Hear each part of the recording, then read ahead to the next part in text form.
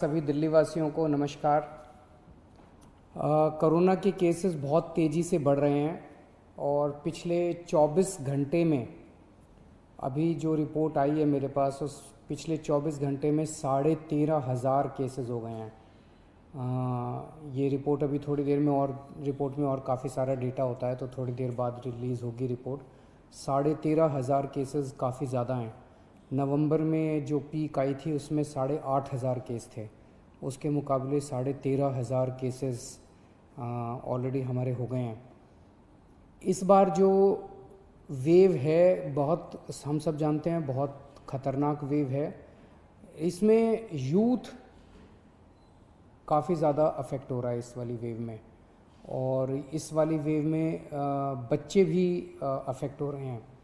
तो सबसे पहले मैं यूथ से अपील करना चाहूँगा, युवाओं से अपील करना चाहूँगा।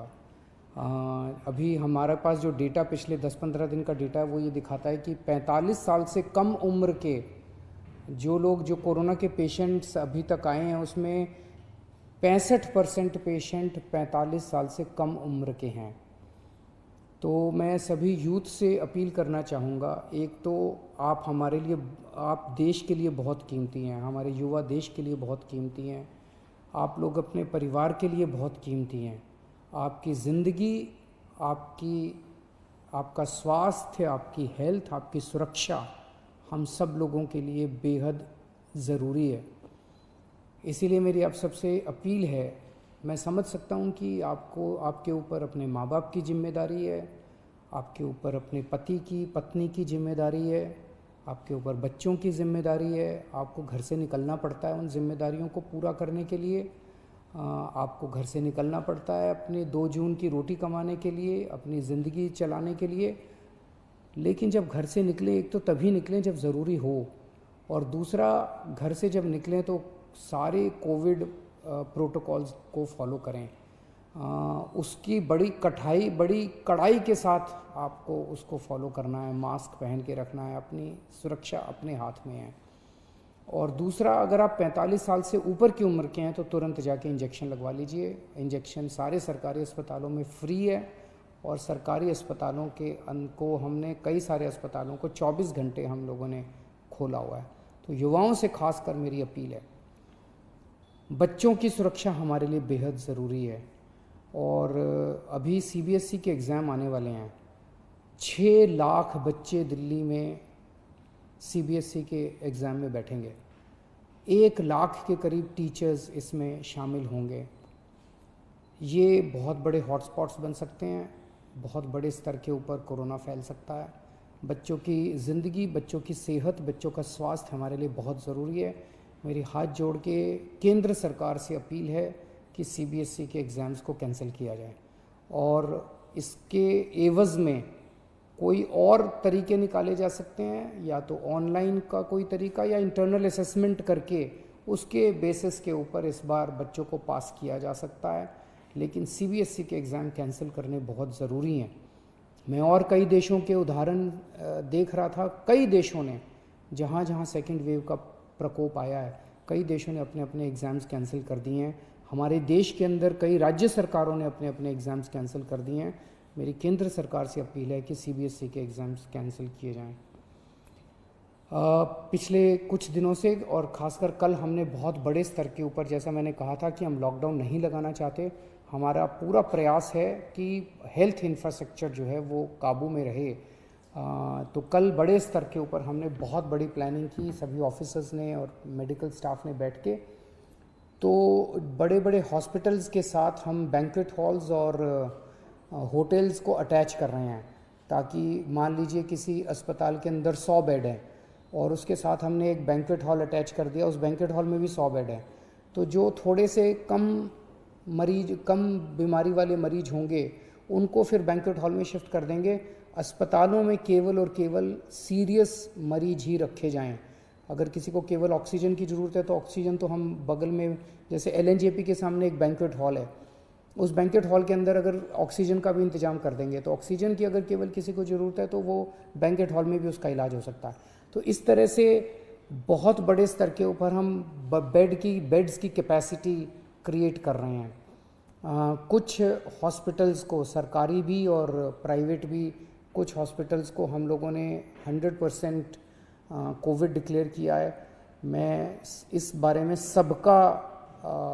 मैं सबकी सहयोग की अपेक्षा करता हूँ, सबसे सहयोग की अपील करता हूँ।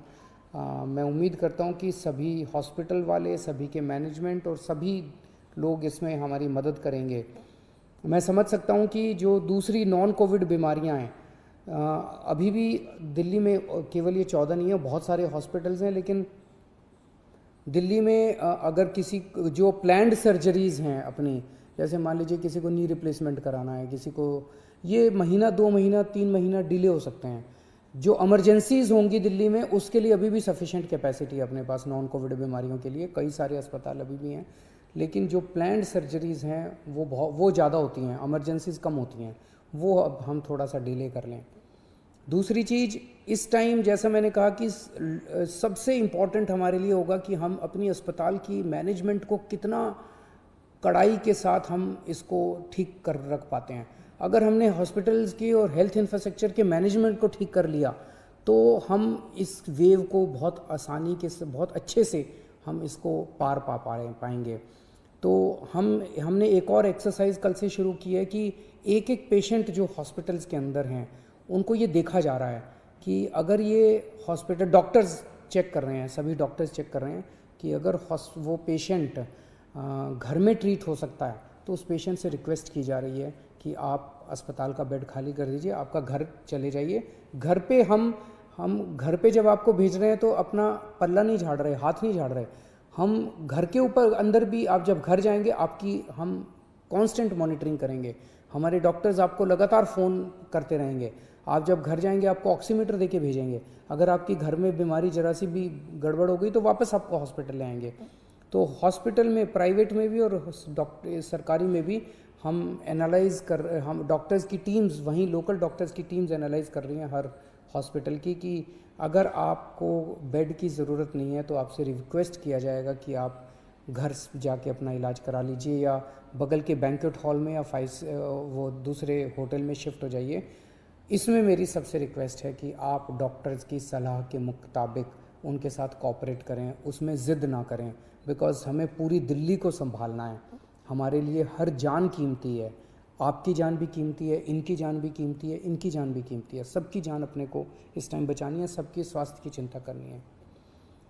एक दिल्ली के सभी लोगों से मेरी अपील है, पिछली बार जब कोरोना हुआ था आप सब लोगों ने बढ़ चढ़ के प्लाज्मा डोनेट किया था।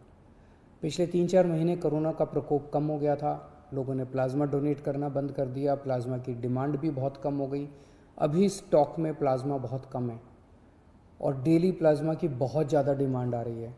आप सब लोगों से निवेदन है कि अगर आप पिछले कुछ दिनों में बीमार हुए और ठीक हो गए हैं तो आप प्लीज़ आप LNJP में, राजीव गांधी में और ILBS में जाके आप प्लीज़ प्लाज्मा डोनेट कीजिए ताकि आपके प्लाज्मा से दूसरे लोगों को बचाया जा सके।